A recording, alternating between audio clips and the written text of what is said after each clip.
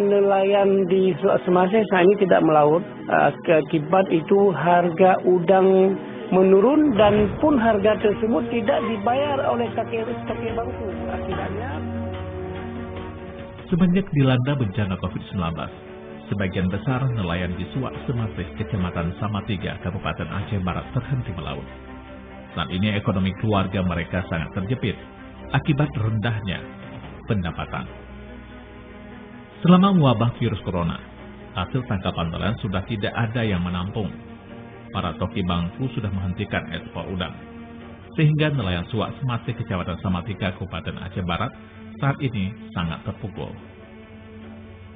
Sebuah lembaga laut, Panglima Laut Aceh Barat Amiruddin, kepada RRI menyampaikan, mayoritas masyarakat di daerahnya menggantungkan hidup dari mata pencarian melaut.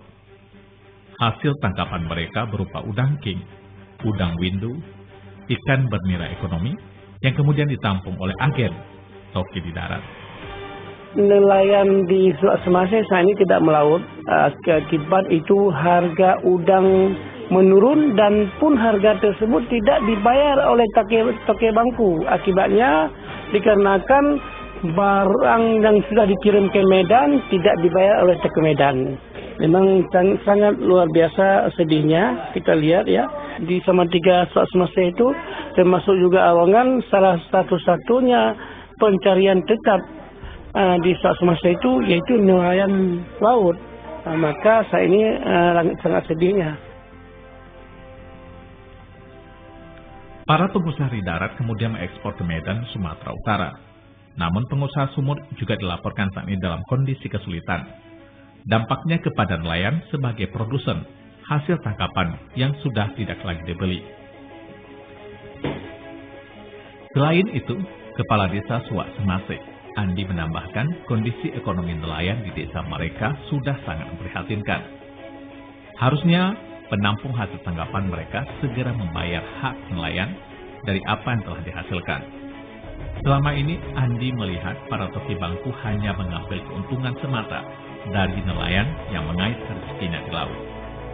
Kalau bukan pemerintah setempat yang bisa membuat suatu kebijakan atau membuat terobosan supaya harga ikan-ikan nelayan atau udang bisa terjual dengan harga standar dan tidak selalu harus melepaskan semua ini kepada toki-toki yang selama ini menampung hasil tangkapan udang-udang tersebut. Sebab kalau saya lihat selama ini toki-toki bangku hanya berani mengambil keuntungan. Tetapi dalam keadaan nelayan terjepit sekarang ini di tengah wabah corona, jadi saya lihat tidak ada kemampuan atau niat untuk membantu nelayan. Terus terang saya bilang.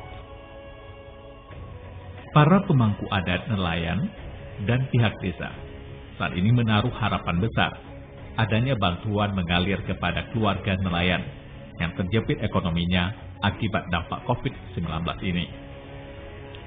Kemudian Pemkab Aceh Barat mencari solusi agar giat ekonomi nelayan tetap berjalan dan kepada pengusaha agar segera melunasi kewajiban mereka kepada nelayan yang terdampak COVID-19.